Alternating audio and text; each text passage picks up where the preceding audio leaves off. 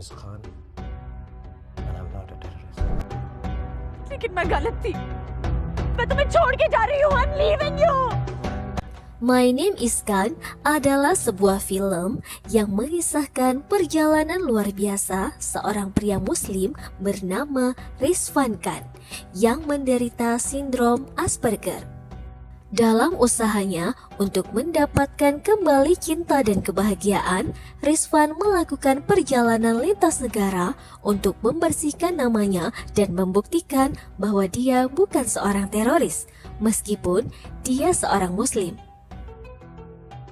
Film ini mengeksplorasi tema-tema cinta, toleransi, dan ketahanan manusia dalam menghadapi prasangka dan diskriminatif dengan latar belakang pasca serangan 11 September di Amerika Serikat. Berikut adalah alur kisahnya. Di awal film, kita dikenalkan dengan tokoh utama bernama Rizvan Khan yang sedang berada di Bandara San Francisco. Saat menunggu giliran naik pesawat, ia tampak membawa 3 batu hitam kecil yang ia gunakan sebagai pengganti tasbih, sambil melafalkan zikir dengan tenang. Ketika petugas bandara memeriksa penumpang dengan ketat, Rizvan menarik perhatian mereka dan akhirnya dibawa untuk diperiksa lebih lanjut. Mereka menemukan kopiah, beberapa buku, dan sebuah handycam di dalam tasnya, tetapi tidak ada barang yang berbahaya. Namun, karena proses pemeriksaan ini, Rizvan ketinggalan pesawat yang seharusnya membawanya ke Washington. Dengan keuangan yang terbatas, ia tak mampu membeli tiket baru dan terpaksa mencari alternatif dengan naik bus. Ketika petugas bertanya tentang tujuan perjalanannya, Rizvan dengan tenang menjawab bahwa ia ingin bertemu dengan presiden. Jawaban ini mengejutkan petugas yang kemudian menertawakan Rizvan dan menganggapnya sebagai orang yang tidak waras. Rizvan lalu menulis pesan yang ingin ia sampaikan kepada presiden. Dan saat kembali ditanya tujuan sebenarnya, ia menjawab dengan tegas, "Namaku Khan dan aku bukan teroris." Di sebuah halte sambil menunggu bus, Rizvan menuliskan kisah hidupnya yang penuh liku, termasuk tentang seorang wanita bernama Mandira. Cerita pun mundur ke masa kecilnya. Ketika ia tumbuh besar di sebuah bengkel mobil yang dikelola oleh ayahnya. Rizvan kecil sering membantu ayahnya memperbaiki mobil hingga ia menjadi cukup terampil. Namun, ayahnya meninggal dunia, meninggalkan Rizvan dan keluarganya dalam duka. Rizvan seorang muslim yang mengidap autisme, memiliki seorang adik bernama Zakir. Pada tahun 1983, ketika konflik antara Muslim India dan Hindu memuncak, Rizvan mendengar kata-kata kasar dari para pelaku kekerasan. Ibunya dengan bijak mengajarkan bahwa perbedaan agama tidak seharusnya menjadi alasan untuk saling membenci atau menyakiti. Bagi ibunya, orang baik dilihat dari perilakunya, bukan dari agamanya. Di sekolah, Rizvan sering menjadi korban perundungan karena kondisinya, hingga ibunya memutuskan untuk membawanya ke seorang profesor agar Rizvan bisa mendapatkan pendidikan yang lebih baik. Meskipun pada awalnya profesor itu ragu, kecerdasan Rizvan membuatnya berubah pikiran dan menerima Rizvan sebagai muridnya. Rizvan pun belajar banyak hal dan ibunya sangat bangga melihat kemajuan anaknya. Suatu hari, banjir melanda lingkungan tempat tinggal profesor tersebut. Rizvan dengan kecerdasannya berhasil membuat alat sederhana untuk mengalirkan air banjir keluar dari rumah, membuat warga sekitar merasa terkesan. Setelah kejadian itu, banyak orang datang ke rumah Rizvan untuk meminta bantuannya memperbaiki barang-barang yang rusak akibat banjir. Namun, perhatian ibunya yang lebih banyak tercurah kepada Rizvan membuat Zakir merasa tersisih dan iri hati. Ketika Zakir berusia 18 tahun, ia mendapat beasiswa untuk melanjutkan kuliah di Amerika Serikat. Meski sudah dewasa, perasaan iri Zakir terhadap Rizwan tetap ada, terutama karena perhatian ibu mereka yang dianggapnya terlalu condong kepada Rizwan. Hal ini membuat Rizwan merasa bersalah dan semakin menjaga jarak dengan adiknya. Seiring berjalannya waktu, ibu mereka semakin menua dan Zakir yang sudah menikah menetap di Amerika Serikat tidak pernah pulang meskipun saat hari raya. Sementara itu, Rizwan yang kini sudah dewasa tetap setia menemani ibunya dan berusaha membahagiakannya. Namun, ibunya akhirnya meninggal dunia akibat penyakit jantung. Zakir pulang untuk menghadiri pemakaman. Tetapi hubungan antara kedua bersaudara ini tetap dingin. Setelah kematian ibunya, Rizwan memutuskan untuk pergi ke Amerika Serikat, berharap bisa meraih kebahagiaan seperti adiknya. Setibanya di San Francisco, ia mendatangi rumah Zakir dan disambut oleh istri Zakir, Hasina, yang mengajar psikologi di sebuah universitas. Melalui Hasina, diketahui bahwa Rizwan mengidap sindrom Asperger yang membuatnya takut dengan warna kuning serta sulit beradaptasi dengan lingkungan dan orang baru. Untuk membantu Rizwan mengatasi ketakutannya, Hasina memberinya sebuah handycam agar Rizwan bisa melihat dunia melalui layar kecilnya. Zakir kemudian membawa Rizwan ke kantornya, sebuah agen produk kecantikan herbal, dan meminta Rizwan untuk mempelajari serta menjual produk tersebut. Dengan sifatnya yang polos dan jujur, Rizwan mulai menawarkan produk itu kepada setiap wanita yang ditemuinya. Suatu hari, saat hendak menyeberangi zebra cross yang berwarna kuning, Rizwan kembali merasa ketakutan. Sebuah bus nyaris menabraknya, tetapi seorang wanita India datang dan membantunya. Rizwan merasakan sesuatu yang berbeda dari wanita itu dan memutuskan untuk mencarinya. Hingga akhirnya menemukan bahwa wanita itu adalah Mandira. Rizwan dengan polosnya mengungkapkan bahwa ia mengidap sindrom Asperger dan ingin menjual produk kecantikan herbal kepada Mandira. Mandira yang tertarik dengan ketulusan Rizwan meskipun ia memiliki keterbatasan mulai membuka diri terhadapnya. Hubungan mereka semakin erat dan Rizwan rutin mengunjungi tempat kerja Mandira untuk menawarkan produknya.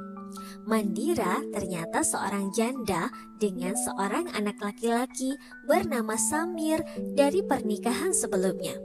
Meskipun awalnya Mandira ragu, Rizwan tidak menyerah dan terus mencoba mendekati Mandira serta Samir. Suatu hari, saat mereka mengunjungi museum, Rizwan menunjukkan kecerdasannya dalam permainan huruf yang membuat Samir semakin menyukai Rizwan dan hati Mandira semakin luluh. Perjalanan Rizwan membawanya ke berbagai tempat di Amerika Serikat, termasuk Kentucky pada Februari 2008. Awalnya, Rizwan berniat menginap di sebuah motel, tetapi ketika itu tiba-tiba seorang melempar batu ke arah motel tersebut sebagai bentuk kemarahan terhadap Muslim pasca serangan teroris di Amerika. Petugas motel menolak menginapkannya, membuat Rizwan harus mencari tempat lain. Rizwan kembali menegaskan, "Namaku Khan dan aku bukan teroris." Diceritakan bahwa Rizwan tidak akan kembali menemui Mandira sebelum berhasil bertemu dengan Presiden Amerika Serikat. Kembali ke masa lalu Rizwan, ia suatu hari membawa Mandira untuk menyaksikan pemandangan indah saat fajar, sesuatu yang belum pernah dilihat Mandira. Momen tersebut membuat Mandira terkesan dan akhirnya menerima lamaran Rizwan. Namun, pernikahan mereka dihadapkan pada tantangan besar karena perbedaan agama. Mandira yang beragama Hindu membuat Zakir menentang pernikahan tersebut. Meski begitu, mereka tetap menikah dan Samir mengganti namanya menjadi Samir Khan. Berbeda dengan suaminya, istri Zakir hadir di pernikahan tersebut. Meskipun hubungan mereka dengan keluarga sekitar tetap baik-baik saja. Masalah mulai muncul setelah berita tentang serangan teroris ke gedung WTC menyebar, mengakibatkan stigma negatif terhadap Muslim kembali mencuat. Rizvan menunjukkan sisi lain dari seorang Muslim yang baik, bahwa seorang Muslim sejatinya adalah orang yang berperilaku baik. Namun, situasi semakin memanas dan warga Muslim India menjadi salah satu target kebencian, termasuk Samir yang menjadi korban perundungan di sekolahnya. Salon Mandira pun menjadi sepi dan Hasina, istri Zakir, juga menjadi sasaran kebencian. Zakir yang sebelumnya menolak Rizvan akhirnya berdamai dengan kakaknya. Namun, cerita berlanjut ketika Rizvan sampai di Santa Fe, New Mexico pada tahun 2008 untuk bertemu dengan presiden. Tetapi, ia gagal menemui presiden pada hari itu. Terungkap bahwa tetangga mereka, Sarah dan suaminya Mark, seorang reporter, dikirim ke Afghanistan. Dan anak mereka, Rishi, adalah teman dekat Samir. Setelah Mark tewas dalam tugasnya, Rishi menjadi benci kepada Samir, yang pada akhirnya berujung pada tragedi ketika Samir tewas dianiaya oleh sekelompok remaja yang melihatnya sebagai seorang teroris. Kematian Samir yang tragis membuat Mandira hancur dan menyalahkan Rizvan atas kejadian tersebut. Karena Samir menjadi target karena pernikahan mereka. Mandira mengusir Rizvan dari kehidupannya dan mengatakan bahwa ia hanya boleh kembali setelah berhasil memberitahu presiden bahwa namaku Khan dan aku bukan teroris. Dari sini, Rizvan memulai perjalanan panjangnya untuk bertemu presiden. Sementara Mandira berjuang untuk mencari keadilan bagi kematian anaknya. Di perjalanan, Rizvan kehabisan uang dan harus mencari cara untuk bertahan hidup.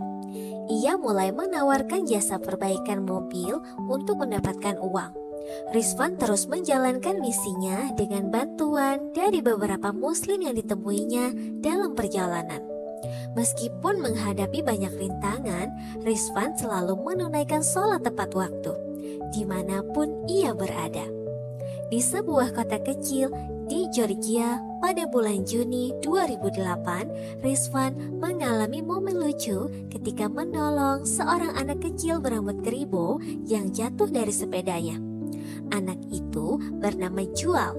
Kemudian diantarkan Rizvan pulang ke rumahnya dan disambut hangat oleh ibunya, Mama Jenny. Mama Jenny kehilangan anak sulungnya dalam perang di Irak. Sejak saat itu, Mama Jenny dan komunitasnya menerima Rizvan dengan hangat.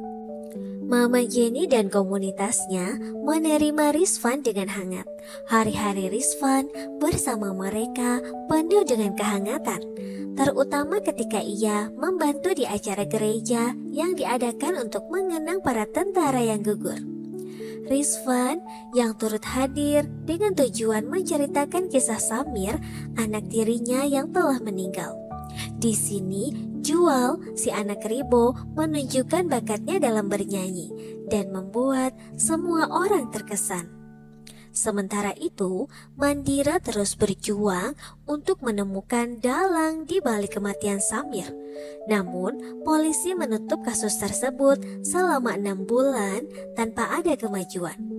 Kegigihan Mandira dalam mencari keadilan mencerminkan rasa bersalahnya yang mendalam terhadap kematian anaknya.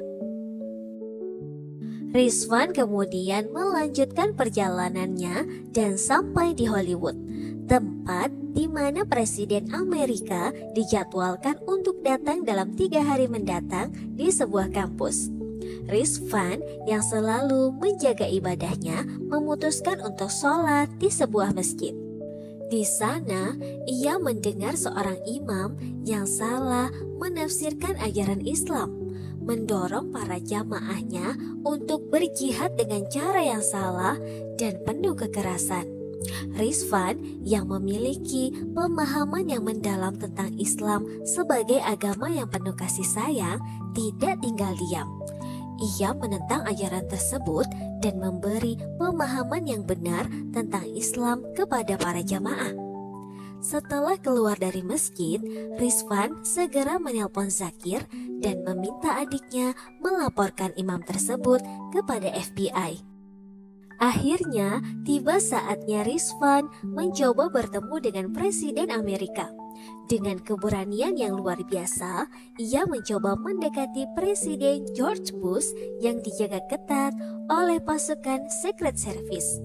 Teriakannya, "Namaku Khan dan aku bukan teroris," menarik perhatian seorang reporter yang langsung mengambil gambarnya. Namun karena kesalahpahaman, beberapa pengunjung lain mengira Rizwan sebagai teroris yang menyebabkan ia segera ditangkap oleh petugas keamanan. Rizwan diinterogasi dengan keras oleh pihak berwenang yang mendalami pernyataan dan menelusuri latar belakangnya.